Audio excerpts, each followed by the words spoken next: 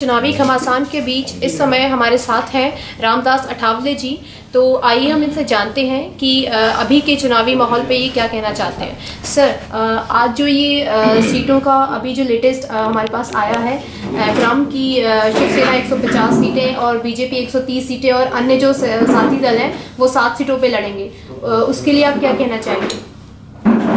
अभी ऐसा है कि ये जो प्रस्ताव है, प्रस्ताव शिवसेना बीजेपी के लिए अच्छा प्रस्ताव है, लेकिन हमारी मित्र पार्टियों के लिए इतना अच्छा प्रस्ताव नहीं है। जो 4 हमारी छोटी पार्टियां थी जिन्होंने लोकसभा में मुंबई महानगर पालिका के इलेक्शन में बहुत बड़ा योगदान ये शिवसेना बीजेपी को दिया था। जी, आप भी कह रहे हैं कि सहयोगी दल बहुत योगदान दे रहे हैं, और अगर एक फिगर्स पे हम देखें तो लास्ट टाइम जब चुनाव हुए थे तो सहयोगी दलों को 18 सीटें मिली थी, इस बार सिर्फ 7 सीटें। तो ये क्या आला कमान की तरफ से ये एक तरह का नेग्लिजेंस है, अनदेखी की जा रही है आप लोगों की मेहनत की, आप लोगों के काम की? नहीं, अनदेखी तो नहीं है, लेकिन ये दोनों का ही झगड़ा चल रहा है। मुख्यमंत्री किसका बनेगा, कौन बनेगा मुख्यमंत्री? मैं तो नहीं बनूंगा मुख्यमंत्री, लेकिन मुख्यमंत्री उनका बनेगा। अच्छा, लेकिन जो विवाद थोड़ा सीटों पर चल रहा है, अभी दोनों बड़ी पार्टियों का समाधान हो गया है। अब 3 पार्टियां हमें छोड़कर चली गई है। उन्होंने मतलब महायुति को छोड़ने के बगैर उनके सामने कोई अल्टरनेटिव नहीं था, और हमने प्रस्ताव रखा था कि भाई सीटें बढ़ाकर दीजिए, 18 या 20 सीटें बढ़ाकर दीजिए, तो ये सभी लोग आपके साथ रहेंगे। लेकिन उसमें दोनों पार्टियों की तरफ से कोई ग्रीन सिग्नल मिला नहीं, इसीलिए ये तीनों पार्टियां महायुति छोड़कर चली गई है। जी, सुनने में आ रहा था कि मतलब आप ही की तरफ से स्टेटमेंट था कि शरद पवार जी ने आपसे कांटेक्ट किया है, तो क्या ये सही है? हाँ, मतलब राजनीति में कोई भी किससे कांटेक्ट कर सकता है। मतलब शरद पवार जी तो पहले इसके राजनीतिक मायने हम क्या देखें? नहीं, उसमें तो उन्होंने तो ये किया था कि अगर आपकी युति महायुति में आपकी पार्टी अगर नहीं रहना चाहती है तो हम तैयार हैं, आप हमारे साथ आइए, हम पहले जैसा एक साथ अपन रहेंगे। लेकिन मैंने बोला कि मैं तो कई साल आपके साथ रहा हूँ, अभी नए मित्र मेरे हैं, उनको जल्दी छोड़ना मैं नहीं चाहता हूँ, और फिर उन्होंने मुझे बाद में फोन नहीं किया।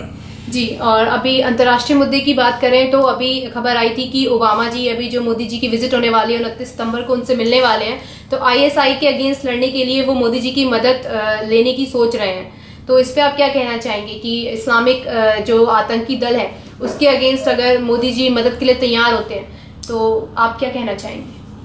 मैं तो कहना चाहूँगा वह आईएसआई की जो एक्टिविटीज़ है ये दुनिया में आतंकवाद को फैलाने की है, और आईएसआई की एक्टिविटीज़ को ख़त्म करना, आतंकवाद को ख़त्म करना।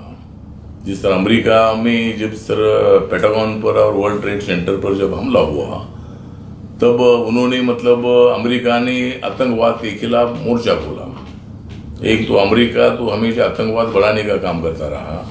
अमेरिका तो मतलब दूसरे देशों पर हमला करके उस देश को अपने कब्जे में लेने का काम करता रहा। सर, उसी अमेरिका के मोदी जी मेहमान बनने जा रहे हैं, तो आप क्या कहना चाहेंगे, किस एंगल से देखेंगे इस मुलाकात को? नहीं, अभी तो ओबामा जी मतलब अमेरिका जैसे बहुत ही बड़े देश के प्रधानमंत्री बने, लेकिन अमेरिका से भी हमारा देश इसलिए बड़ा है, हमारा पॉपुलेशन उससे बड़ा है, और ओबामा जी एक बड़े देश के प्रधानमंत्री बन गए। वो हमारे दलित समाज से है, हमारे निग्रो कम्युनिटी से वो आए हैं। तो हमें अभिमान है कि अमेरिका के गोरे लोगों ने ओबामा को प्रधानमंत्री बनाने का बहुत ही बड़ा क्रांतिकारक कदम उठाया है।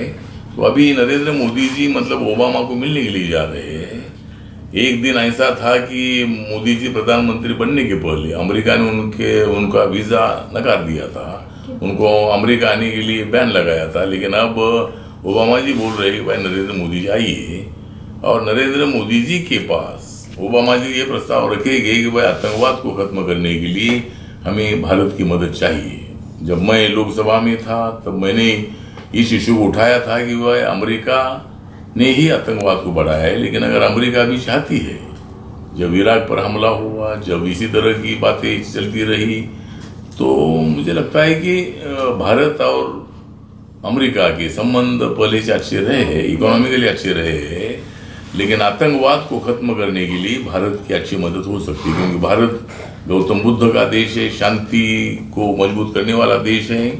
और नरेंद्र मोदी जी आज शांति की बात कर रहे हैं, युद्ध की नहीं बुद्ध की बात कर रहे हैं, शांति की बात कर रहे हैं। और हम शांति और सौहार्दता की बात करते हैं तो और आपने पिछड़े वर्गों की बात करी, तो आपके इस बार के चुनावी जो प्रोपोगेंडा है, जो एजेंडा है, उस पे जो शेड्यूल कास्ट हैं या अदर बैकवर्ड कास्ट हैं, उनके लिए कुछ स्पेशल पॉलिसीज आपके क्षेत्र के लिए? स्पेशल पॉलिसीज मतलब उनको स्ट्रेंथन करना, इकोनॉमिकली उनको स्ट्रेंथन करना, उनके लिए मैक्सिमम बजट देना, कोऑपरेटिव सेक्टर में उनको लाना, नौकरियां उनको ज़्यादा से ज़्यादा देना, प्राइवेट सेक्टर में उनको लाकर उनको इकोनॉमिकली मजबूत करना। तो इसी तरह का काम हम दलित आदिवासी में है। तो सभी वर्गों के जो लोग हैं, जो नौजवान पढ़े लिखे हैं, डिग्रियां लेकर इधर उधर घूम रहे हैं, ना नौकरी मिलती है उनको, ना धंधा पानी करने के लिए मिलता है, बैंक के पास लोन मांगते हैं तो उनको बैंक वाले लोन नहीं देते हैं। तो हमारी जो सरकार आएगी, सरकार जरूर हर वर्ग का विचार करेगी, किसानों का, खेत मजदूरों का, कामगारों का और सभी लोगों का, व्यापारियों का, सभी लोगों का ख्याल रखेंगे और सरकार हम सब के लिए चलाएगी।